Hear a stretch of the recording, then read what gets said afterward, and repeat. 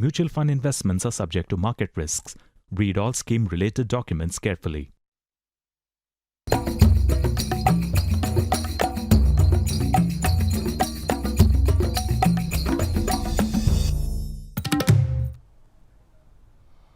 नमस्कार, the bonus के prime time show bonus point पे आप सभी का स्वागत है। मैं हूं विपुल सिंह। आपकी जेब से लेकर के देश की अर्थव्यवस्था पर असर डालने वाली तमाम महत्वपूर्ण खबरें लेकर के शाम बसते ही हम पहुंच जाते हैं अपने स्टूडियो, और इन खबरों के विश्लेषण के लिए हमारे साथ हर रोज की तरह जुड़ चुके हैं द बोनस के संपादक अंशुमान तिवारी जी मुंबई स्टूडियो से। अंशुमान सर, बहुत बहुत स्वागत आपका।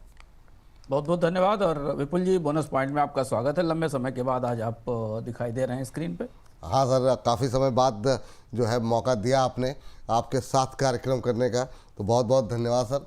और इस बीच आपको बता दें कि अंशुमान सर के साथ आज खबरों का विश्लेषण शुरू करें उससे पहले आपको ये बताते चलें कि आज मुख्य तौर पर वो कौन से महत्वपूर्ण विषय हैं, वो कौन से महत्वपूर्ण खबरें हैं जो कि आज के कार्यक्रम में जगह बनाने में कामयाब रहे हैं। बोनस पॉइंट पे आज सबसे पहले जरा हम बात करेंगे उस योजना को लेकर के जिसमें कि समर्थन मूल्य पर दलहन और तिलहन की घोषणा की गई है। आपको बता देंगे कि इसका क्या असर देखने को मिलेगा। इसके बाद होगी महत्वपूर्ण विषय पर बातचीत। गोल्ड और सिल्वर में आई ज़बरदस्त गिरावट को लेकर के होगी विस्तार पूर्वक बातचीत। रिकॉर्ड ऊंचाई से गोल्ड का भाव करीब 15,000 रुपये टूट चुका है और चांदी में भी रिकॉर्ड ऊंचाई से करीब 30,000 रुपये से ज़्यादा की गिरावट आ चुकी है। अंशुमान सर से समझने की कोशिश होगी कि आखिर में इस गिरावट की वजह क्या है और ये गिरावट अभी कंटिन्यू होती हुई दिखाई देगी क्या। अगली महत्वपूर्ण खबर रूस के तेल से जुड़ी हुई है। ऐसा अभी लग रहा है कि भारत और रूस के तेल से दूरी बनाने लगा है भारत, और अमेरिका से तेल की खरीद जो है वो बढ़ती हुई दिखाई दे रही है। इस खबर पर डिटेल में होगी बातचीत। इसके बाद भारतीय म्यूचुअल फंड बाजार में आए एक बड़े बदलाव पर होगी बातचीत। पहली बार ऐसा हुआ है कि जब म्यूचुअल फंड्स की पैसिव स्कीम के पोलियो स्कीम एक्टिव स्कीम से ज़्यादा बढ़ते हुए दिखाई दिए हैं। आखिर में इस बदलाव के मायने हैं क्या, डिटेल में होगी बातचीत। अगली खबर फिर यूएस से होगी। ब्याज दरों पर फैसला लेने के लिए अमेरिकी सेंट्रल बैंक की बैठक आज से होने जा रही है शुरू। समझने की कोशिश होंगे कि ब्याज दरों में कटौती की संभावनाएं कितनी है, और अगर होती है कटौती तो कितनी कटौती हो सकती है। और आखिर में RCEP में चीन की बढ़ती सक्रियता पर होगी बातचीत। ट्रंप के मलेशिया छोड़ते ही चीन ने RCEP को फ्री ट्रेड को बढ़ावा देने का पाठ पढ़ाया है। इन तमाम विषयों पर करेंगे बातचीत, लेकिन शुरुआत करेंगे MSP से जुड़ी खबर के साथ। किसानों से समर्थन मूल्य पर दलहन और तिलहन की खरीद के लिए सरकार ने नए खरीद प्लान को मंजूरी दे दी है, जिसके तहत दलहन और तिलहन खरीद पर 15,000 करोड़ रुपए खर्च किए जाएंगे। खरीफ फसल वर्ष 2025-26 के लिए ये खरीद मध्य प्रदेश, महाराष्ट्र, तेलंगाना और उड़ीसा पे की जाएगी। सर, कल हमने आपने इस पर डिटेल में बातचीत की थी। अब गवर्नमेंट आखिर में किस तरह की तैयारी में है और कितना दलहन और तिलहन जो है उसकी खरीदारी सरकार की तरफ से की जाएगी? विपुल जी, बोनस पॉइंट के दर्शक, नियमित रूप से जो दर्शक हैं उन्हें पता होगा कि हम आपको लगातार इस खबर पर अपडेट रख रहे हैं जब से मानसून शुरू हुआ। और हमने आपको बार बार बताया था कि ये परिस्थिति आएगी जब सरकार को बाजार में दखल देकर इसकी खरीद करनी होगी। और कल ही हमने आपको बताया था कि ज़्यादातर दलहन और तिलहन फसलों की कीमतें MSP से नीचे चल रही हैं। ऐसी स्थिति में सरकार की तरफ से बाजार में हस्तक्षेप बनता है और उसकी संभावना है। तो काफ़ी बड़ा है, 15 लाख करोड़ रुपए के आसपास की जो राशि रखी गई है। इसमें जो प्रमुख खरीद है वो महाराष्ट्र से 33,000 टन की मूंग की खरीद होगी, करीब करीब 3,25,000 टन के आसपास की उड़द की खरीद होगी और सोयाबीन की खरीद की जाएगी। इसके अलावा तेलंगाना में, मध्य प्रदेश में 2 और प्रमुख राज्य हैं जहां से इसकी बड़े पैमाने पर खरीद की जाएगी। सरकार इसको 2 वजह से कर रही है। एक तो ये कि आपको याद होगा कि जब MSP आ रहा था उसी समय सरकार की तरफ से संकेत दिया गया था कि जो भी उत्पादन दलहन और तिलहन का होगा उसे सरकार पूरी तरह खरीदेगी। अगर वो बाजार में उसके लिए परिस्थिति नहीं बनती है तो एक तो ये वजह है। और दूसरी बड़ी वजह है कि इसका असर हमें बाजार में थोड़े समय में कीमतों पर दिखाई देगा। सरकार चूंकि सबसे बड़ी बायर बनकर बाजार में आई है, अभी तक सरकार अनाजों के बाजार की सबसे बड़ी बायर थी, तो अब यहां भी दलहन तिलहन के बाजार में इतनी बड़ी राशि लेकर आई है तो जो इस पैसे की वजह से, इस खरीद की वजह से हमें आने वाले दिनों में दलहन और तिलहन की कीमतों में बाजार में बढ़ोतरी दिखाई देगी और एमएसपी के आसपास के लेवल पर आ सकती हैं, जिसका फायदा किसानों को उनकी सही कीमत के तौर पर मिलेगा। पर एक कंसर्न, एक सवाल जरूर इससे उठ रहा है, क्योंकि खासतौर से सोयाबीन और कई फसलों की परिस्थिति अतिवृष्टि के कारण, बाढ़ के कारण खराब हुई है, तो उसकी क्वालिटी के सवाल, जो सरकार खरीद करने जा रही है उसकी क्वालिटी के सवाल मुखर हो रहे हैं। लेकिन एक और महत्वपूर्ण बात है कि इसके कारण भारत सरकार की खाद्य सब्सिडी के बिल में बढ़ोतरी होगी। तो इस बार जो अनुदान मांगे आएंगी संसद के शीतकालीन सत्र में, वहाँ हम खाद्य सब्सिडी में भी बढ़ोतरी देखेंगे। जी। और इस बीच टेलीकॉम कंपनी वोडाफोन आइडिया को एजीआर बकाये के मामले में सुप्रीम कोर्ट से कल जो राहत मिली है, उसके बाद हमने कल काफ़ी ज़्यादा जो है तेज़ी देखी, फिर प्रॉफिट बुकिंग भी देखी और आज तो प्रेशर देखने को मिल रहा है। कोर्ट ने केंद्र सरकार को कहा कि एजीआर बकाये की नए सिरे से गणना के लिए कंपनी के आवेदन पर विचार करें। आपको बता दें, सोमवार से सुप्रीम कोर्ट की टिप्पणी मिलने के बाद कंपनी के शेयर में तेज़ी देखने को मिली, 10 रुपये 57 पैसे का हाई देखने को मिला। हालांकि मंगलवार को यानी आज जो है हम देख रहे हैं कि काफ़ी अच्छा खासा प्रेशर जो है वो के साथ जो है वोडाफोन का शेयर बंद हुआ। सर, इस फैसले को किस तरीके से आप देख रहे हैं, क्योंकि ये फैसला सिर्फ वोडाफोन के लिए नहीं बल्कि पूरे टेलीकॉम सेक्टर के लिए एक नज़ीर बन सकता है। क्या इस पर सरकार वाकई में गंभीरता से विचार कर सकती है, क्योंकि फिर तमाम कंपनियां आएंगी? आप कैसे देख रहे हैं इस टिप्पणी को, इस फैसले को? हाँ विपुल जी, टेलीकॉम सेक्टर की स्थिति बड़ा अजीब है। यहाँ सरकार की हर गलती भी नजीर बनती है और सरकार का हर सुधार भी नजीर बनता है। पहले सरकार गलती करती है, फिर उसके बाद उसको सुधारती है और दोनों तरह से नजीर बनाती है, और ये टेलीकॉम सेक्टर का इतिहास है। पर बाजार के लिए, बाजार में टेलीकॉम कंपनियां ज़्यादा हैं नहीं। हमने वोडाफोन में बड़ी बढ़ोतरी देखी और बाकी दूसरे स्टॉक में भी हमने एक्टिविटी देखी, एयरटेल में। दरअसल हुआ यह है कि वो सरकार जो खुद इसे लेकर अदालत में गई थी और एजीआर लगवा कर लाई थी और कंपनियों को एजीआर दिया था, वो फैसला सही था या अब इसके पुनर्विचार का फैसला सही है, ये कोई तय नहीं कर सकता, ये कहना मुश्किल है। एजीआर का पूरा मामला सरकार ने खोला, अदालत में कहा कि कंपनियों ने सही समय पर लाइसेंस फीस नहीं चुकाई, पुराने फार्मूले से इसकी गणना की जाए और उसके बाद उसकी वसूली की जाए। जब वसूली शुरू हुई तो वोडाफोन जैसी कंपनियां जो पहले से खराब आर्थिक स्थिति में थी वो बीमार हो गई, और अब फिर उसके बाद वोडाफोन को बेल आउट करने के लिए सरकार ने इसमें इक्विटी डाली। तो समझना मुश्किल है कि सरकार का एक हाथ 2 साल पहले, 3 साल पहले जो सोचता है, उसके 4 साल बाद वो उसका बिल्कुल विपरीत फैसला क्यों करता है। बहरहाल टेलीकॉम कंपनियों के लिए अच्छी खबर यह है कि वोडाफोन के मामले पर चूंकि सुप्रीम कोर्ट ने कहा कि ऐसा कोई कारण नहीं बनता कि एजीआर पर दोबारा विचार न किया जाए, सुप्रीम कोर्ट ने के ही फैसले से एजीआर लगाई गई थी, तो यह माना जा रहा है कि जो बाकी टेलीकॉम कंपनियां हैं उनको भी इसका फायदा मिलेगा। ऐसा नहीं होगा, इस बात की संभावना सीमित है कि सारी की सारी रियायतें एजीआर को माफ करना, उसका ब्याज माफ करना, या जो भी फार्मूला निकाला जाए कंपनियों को राहत देने का, वो फार्मूला अकेले वोडाफोन को उसका फायदा मिलेगा। उसका फायदा अन्य कंपनियों को भी मिलेगा जो बाजार में लिस्टेड है, और जो बाजार में लिस्टेड नहीं भी है उन टेलीकॉम कंपनियों को भी मिलेगा। खासतौर पर वोडाफोन, एयरटेल, जियो और कुछ हद तक टाटा का जो पुरानी फर्म थी वो एजीआर के दायरे में आई हैं, जिसमें वोडाफोन और एयरटेल के ऊपर असर काफी बड़ा था। तो अगर सरकार सुप्रीम कोर्ट इस पर पुनर्विचार करने के लिए कहता है तो सरकार को फिर नया फार्मूला लेकर आना पड़ेगा, और उसका फायदा स्वाभाविक रूप से टेलीकॉम कंपनियों को जो उनकी लाइसेंस फीस की देनदारी है उसमें कमी के रूप में सामने आएगा। अच्छा, ये बात निकल के आई है, लेकिन आज तो दबाव काफ़ी ज़्यादा देखने को मिला है। 5.5% की गिरावट के साथ वोडाफोन का शेयर बंद हुआ है। क्या करना चाहिए, क्या नहीं करना चाहिए, उसके लिए सुबह 10 बजे, दोपहर 1 बजे जुड़िए। तमाम एक्सपर्ट आपको लेवल बताते रहेंगे, कहाँ पे एंट्री, कहाँ पे एग्जिट। अभी के लिए आगे बढ़ते हैं। और अनिल अंबानी समूह और यस बैंक के बीच हुए ट्रांजैक्शन की सीबीआई जांच में पता चला कि शेल कंपनियों के जरिए यस बैंक के पैसे को अनिल अंबानी ग्रुप की फंडिंग में इस्तेमाल किया गया था। ये ट्रांजैक्शन यस बैंक के पूर्व मैनेजिंग डायरेक्टर राणा कपूर के कार्यकाल में हुआ। इस मामले की जांच प्रवर्तन निदेशालय भी कर रहा है। सर, ये नया पूरा मामला है क्या, और यस बैंक का प्रबंधन इस पूरे मामले में किस तरीके से शामिल था?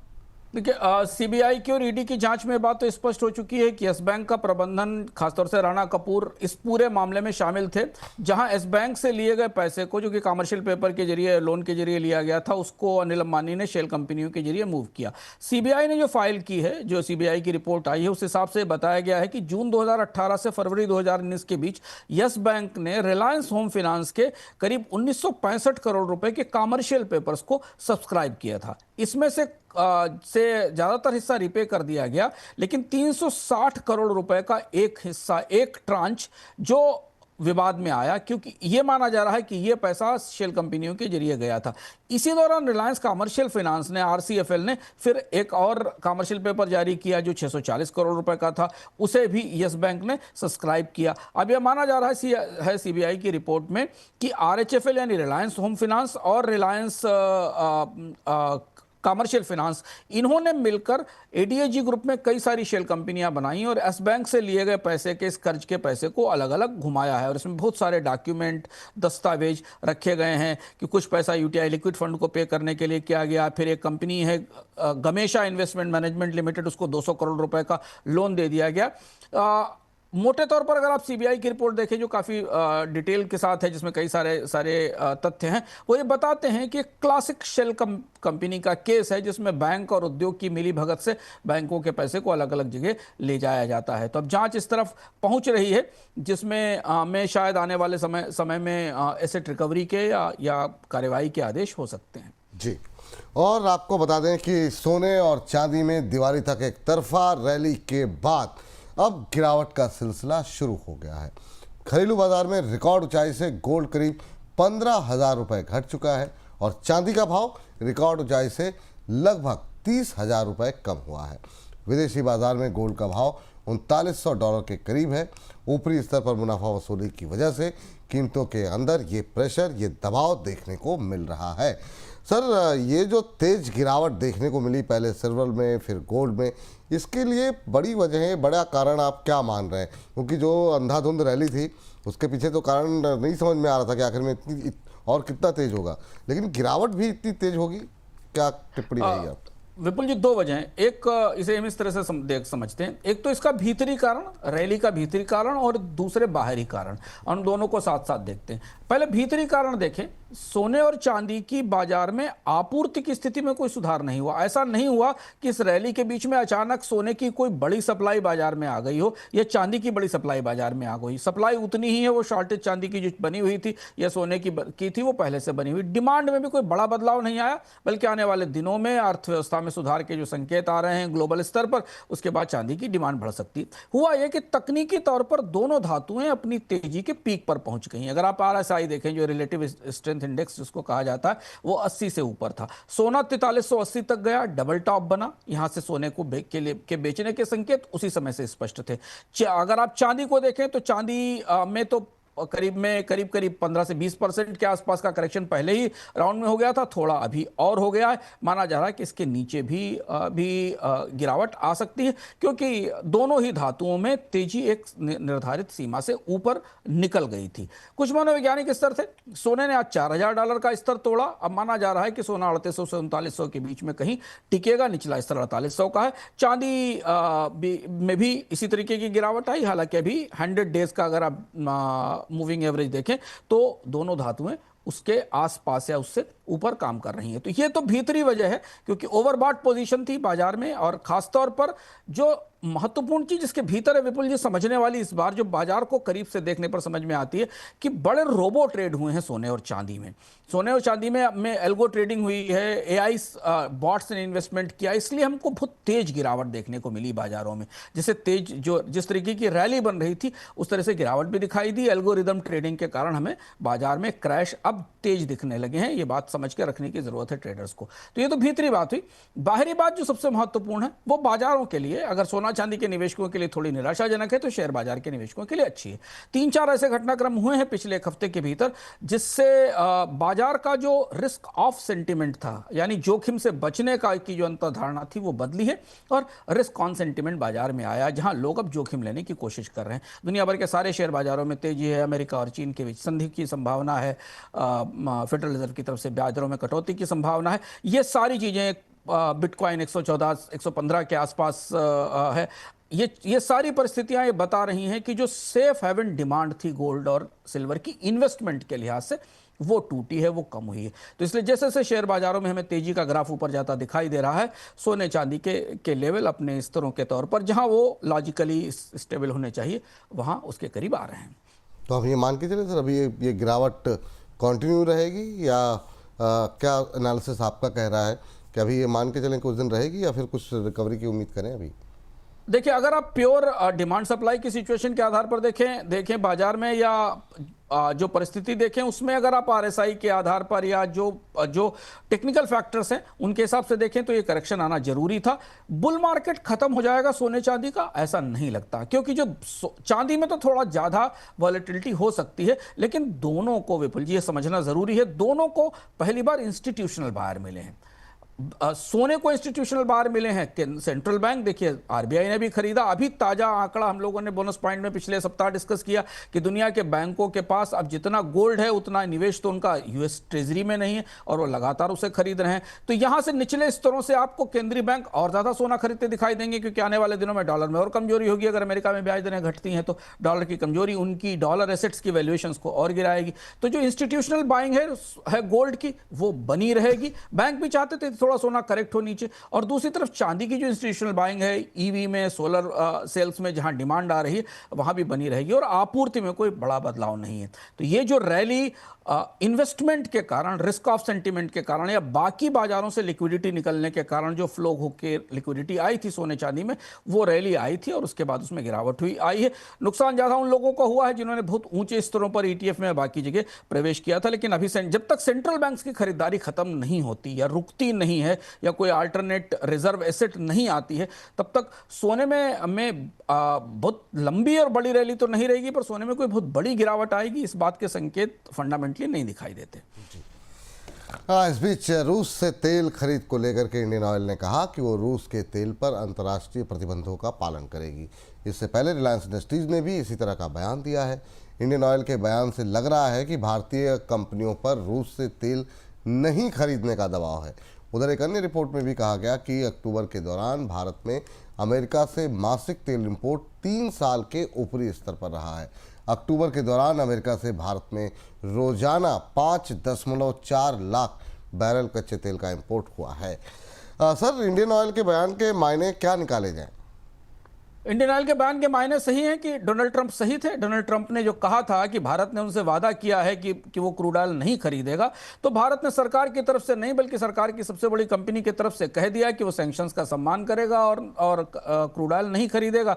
रिलायंस जो दूसरी बड़ी प्राइवेट रिफाइनर है उसने भी कह दिया। तो एक तरह से डोनाल्ड ट्रंप की या अमेरिका की जो शर्त थी कि भारत रूस का तेल खरीदना बंद कर दे, वो शर्त अब अमल में आती दिखाई दे रही है, ऐसा इंडियन ऑयल ने इशारा किया है। हालांकि इसका आधार यह बनाया गया है कि जो दो प्रमुख कंपनी गैसप्राइम और लुकोइल, जो रूस की सबसे बड़ी कंपनियां थी जिन पर प्रतिबंध लगाया गया, उस वजह से ऐसा किया गया। लेकिन इस बात के संकेत पिछले एक हफ्ते के भीतर आने लगे थे कि ट्रंप का दबाव इस स्तर तक पहुंच गया है कि भारत के लिए और इन प्रतिबंधों की रोशनी में भारत के लिए अब रूस के तेल को खरीद पाना मुश्किल है। प्रतिबंध लगने के बाद कंपनियों के लिए बड़ा मुश्किल होता है ट्रांजैक्शंस करना, फिनांस करना, बैंकिंग चैनल्स का ऑपरेशन लेना। तो कंपनियों ने, दोनों तरफ से कंपनियों ने कह दिया, और ये पिछले सप्ताह भी हम लोग चर्चा कर रहे थे तो हमने संकेत दिए थे कि अब अन्य बाजारों की तरफ भारत ने देखना शुरू कर दिया है। तो रूस के तेल का अध्याय अब यहां से भारत के संदर्भ में, भारत की खरीद के संदर्भ में समाप्त होता दिख रहा है। इससे कई तरीके के कूटनीतिक फलित, कई तरीके की कूटनीतिक व्याख्याएं इससे उभरती दिखती हैं। बाजार, शेयर बाजार इसमें भारत और अमेरिका के बीच रिश्तों में बेहतरी, किसी एक छोटी मोटी संधि की संभावना देख रहे हैं, क्योंकि 25% का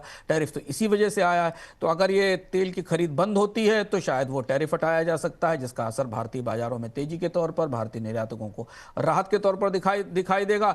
दूसरी तरफ यह है कि रूस अब इस पूरे मामले में अलग थलग पड़ेगा। देखने वाली बस केवल बात यह होगी कि चीन के साथ अमेरिका क्या करता है, क्योंकि अभी अमेरिका चीन की वार्ताओं के बीच में क्या चीन भी ऐसा कुछ करेगा कि वो रूस से तेल लेना सीमित करे, ये देखना होगा। लेकिन शायद भारत ने अब रूस पर अपनी तेल की निर्भरता कम करने का फैसला कर लिया है, कम से कम इन 2 घोषणाओं से, जो आधिकारिक घोषणाएं, इनसे तो ऐसा लगता है। जी, अभी सर जो आंकड़े निकल के आ रहे हैं रूस अमेरिका से तेल के इंपोर्ट को लेकर के या खरीद को लेकर के, क्या उससे क्या पिक्चर दिखाई दे रही है?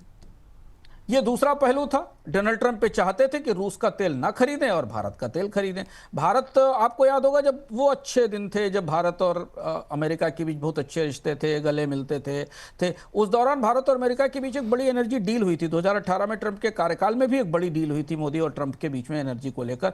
तब से ये कोशिश चल रही है कि अमेरिका से कच्चे तेल की खरीद बढ़ाई जाए। जो ताजा आंकड़ा हमारे सामने है वो ये बता रहा है कि अमेरिका से क्रूड का इंपोर्ट अक्टूबर के महीने में करीब 5,40,000 बैरल पर डे पर पहुंच गया, जो कि 2022 के बाद सबसे बड़ा नंबर है। क्योंकि 2018 वाली डील के बाद से फिर भारत ने अमेरिका से तेल बढ़ाया था। फिर उसके बाद ताजे सैंक्शंस, ताजे घटनाक्रम के बाद 2024 में दोबारा डोनाल्ड ट्रंप की व्हाइट हाउस में आने के बाद ये रिश्ते कम हुए और आयात कम हुआ था।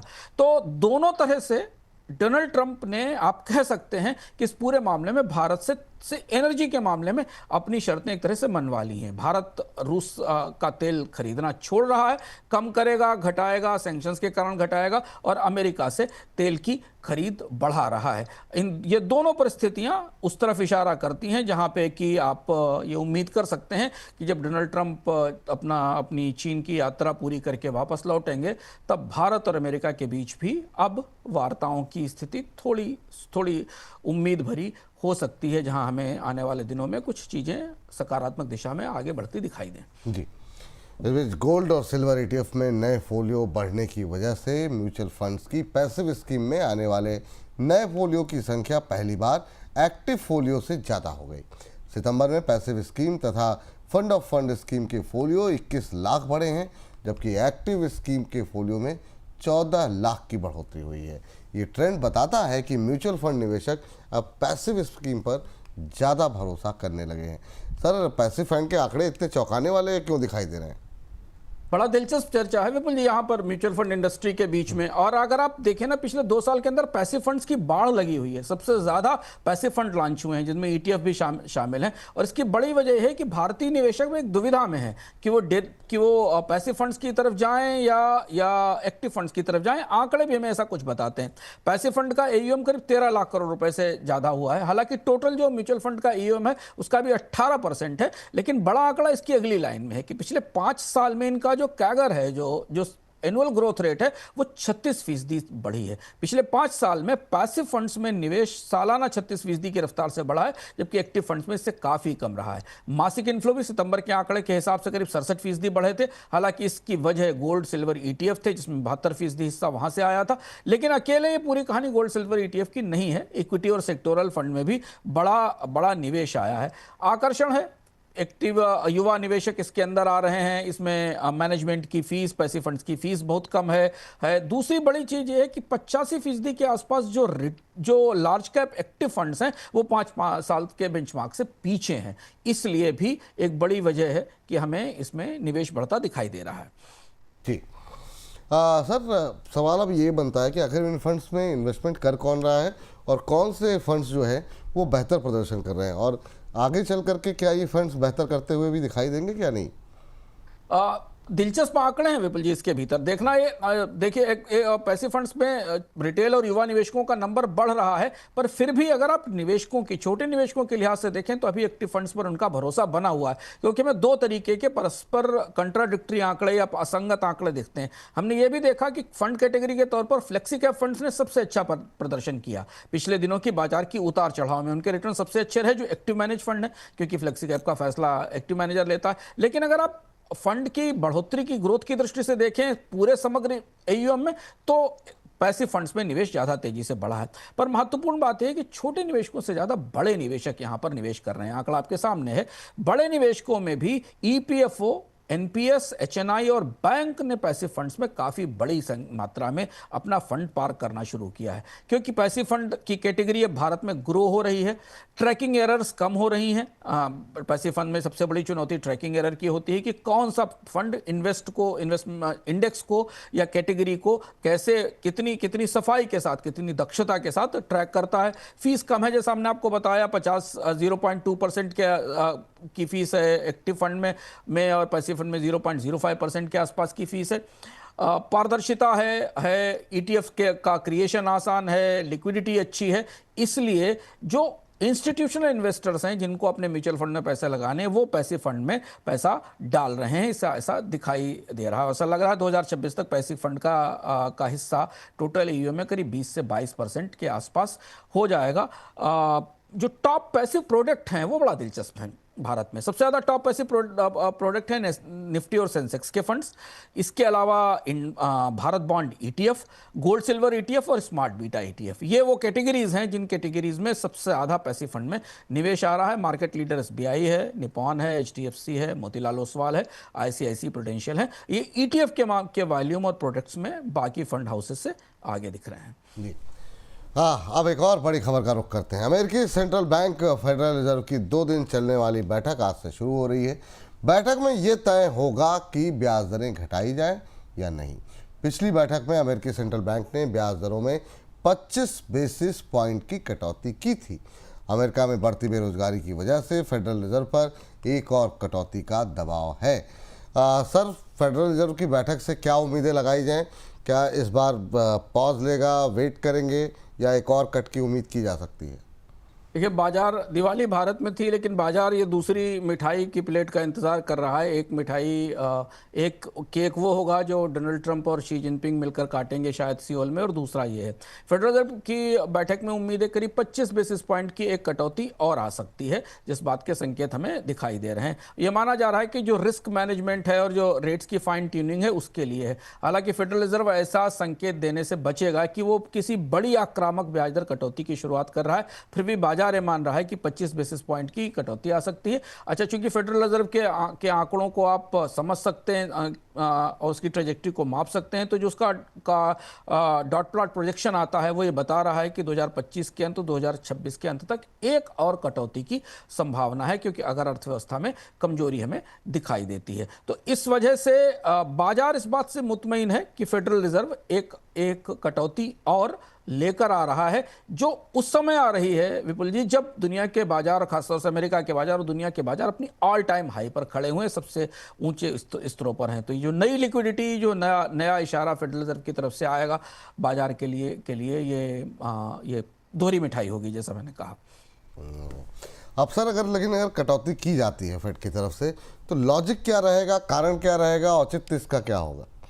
फेडरल रिजर्व के मुखिया का संबोधन और भाषण इस मामले में महत्वपूर्ण होगा कि वो इस बैठक के बाद परसों क्या बताते हैं, भारतीय समय के अनुसार रात में वो क्या बताते हैं। लेकिन जैसा मैंने शुरुआत में कहा कि जो संकेत हमें मिल रहे हैं, जो हम लोगों से बात कर रहे हैं, उनसे ये पता चल रहा है कि फेडरल रिजर्व ये नहीं कहेगा कि उसने कोई बड़ी सिलसिलेवार कटौती की शुरुआत की है, लेकिन वो ये कहेगा कि लेबर मार्केट में कमजोरी है, जॉब्स कम हैं, बेरोजगारी बढ़ी है और सैलरीज की बढ़ोतरी पहले से, वेतन की बढ़ोतरी पहले से कम है। ये वही तर्क है जिस तर्क के आधार पर पिछली बार 25 बेसिस पॉइंट की कटौती की गई थी। मुद्रास्फीति धीमे धीमे कम हो रही है लेकिन 2% के लक्ष्य से ऊपर है, लेकिन फिर भी मुद्रास्फीति में कमी दिखाई दे रही है। कोर जो कंज्यूमर इन्फ्लेशन है वो 2.9% के आसपास आ रही है, लेकिन 2% से ऊपर बनी हुई है।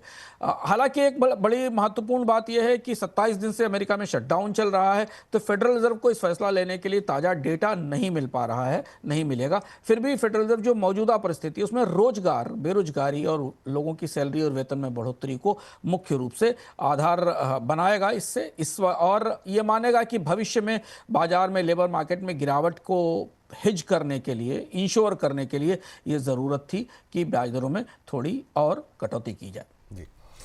इस बीच रेयर अर्थ के लिए चीन पर निर्भरता घटाने के लिए अमेरिका और जापान के बीच डील हुई है। ये डील ट्रंप की जापान यात्रा के दौरान हुई है।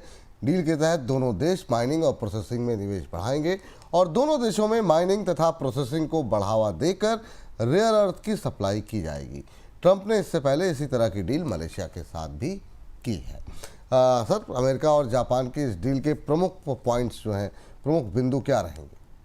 देखिए, आधा डील का हिस्सा तो विपुल जी वो डील है जो कागज पर नहीं आई थी, घोषित हो गई थी अमेरिका और चीन के बीच व्यापार वार्ताओं में, जब डोनाल्ड ट्रंप ने टैरिफ और रेसिप्रोकल टैरिफ लगाए थे। तो आधा हिस्सा तो वही है, 15% टैरिफ लगाया जाएगा फ्लैट रेट से जापान के इंपोर्ट्स के ऊपर, जो कि 25 से 27% पहले था। इस पर दस्तखत हुए हैं नई जो प्रधानमंत्री हैं उनके साथ बातचीत में। दूसरा ये कि जापान इस बात पर तैयार हुआ है कि और ये महत्वपूर्ण बात यह है कि जापान की नई प्रधानमंत्री इस पर सहमत हुई हैं साने तकाइशी, कि जापान अमेरिका के डिफेंस इक्विपमेंट खरीदेगा, एग्रीकल्चर प्रोडक्ट्स खरीदेगा, एयरक्राफ्ट खरीदेगा और ऑटोमोबाइल्स को अपने बाजार में जगह देगा।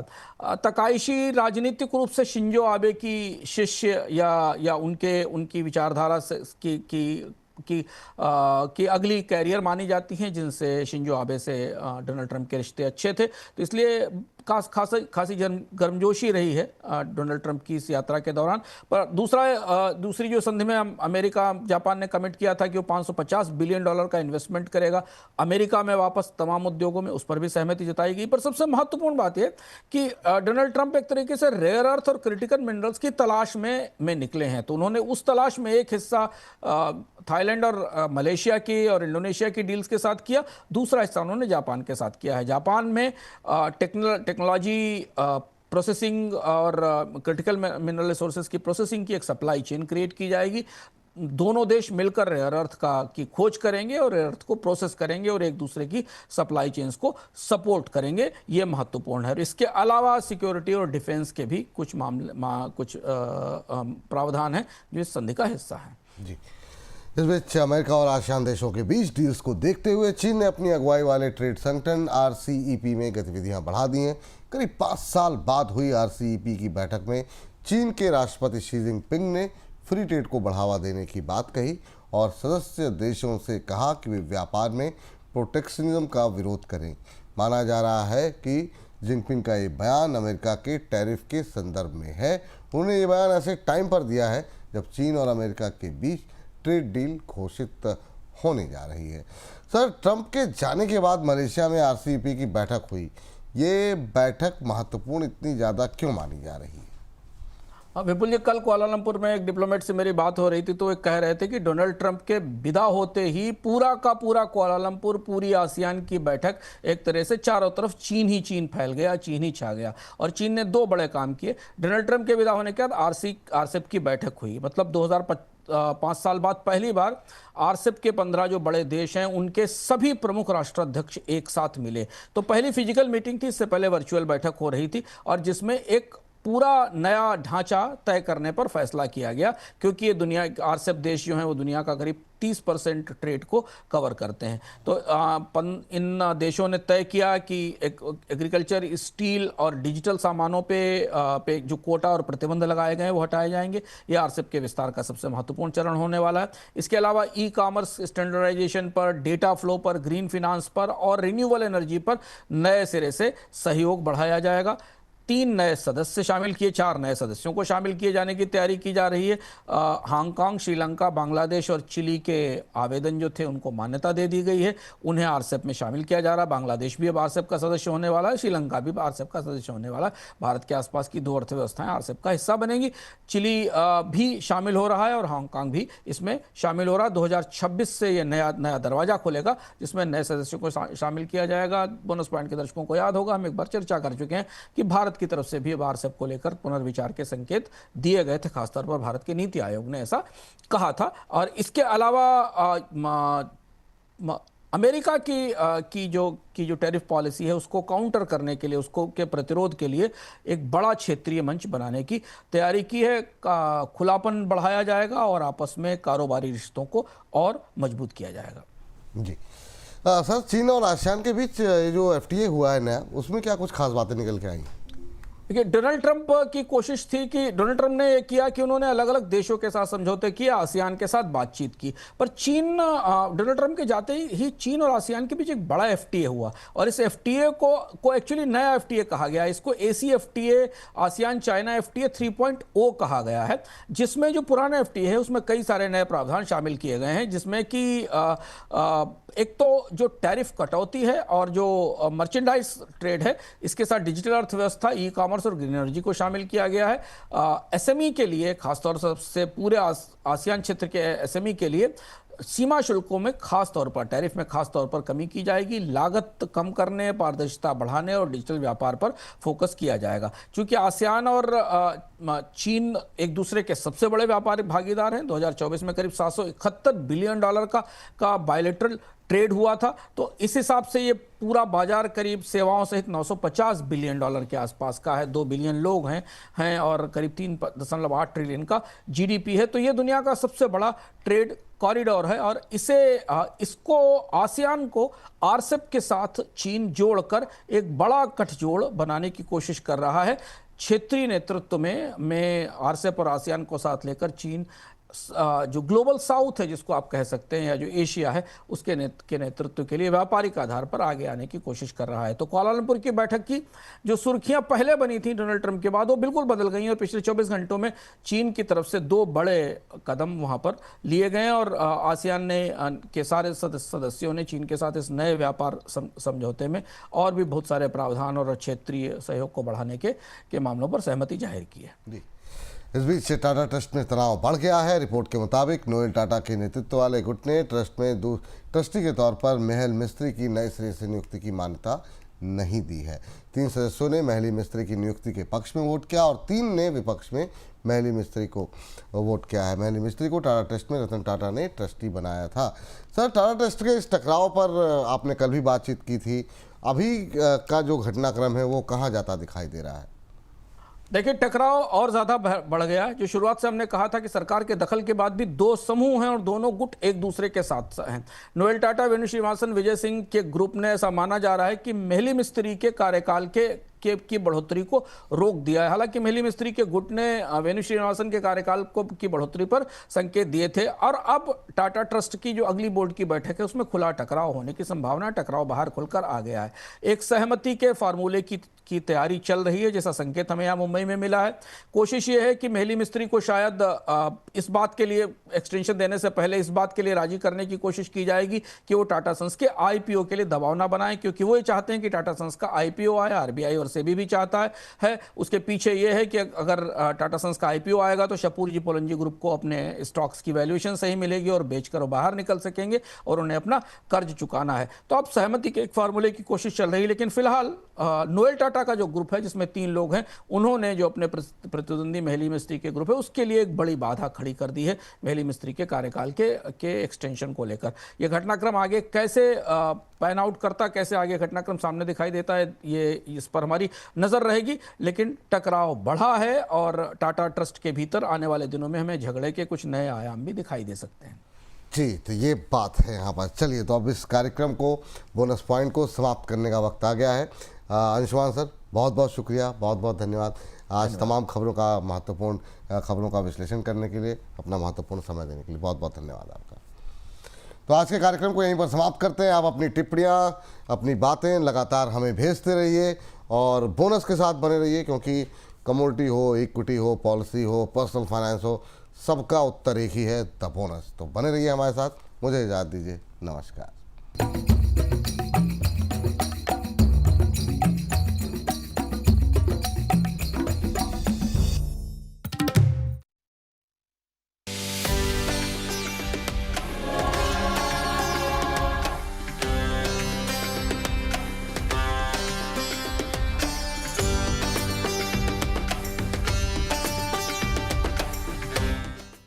Mutual fund investments are subject to market risks.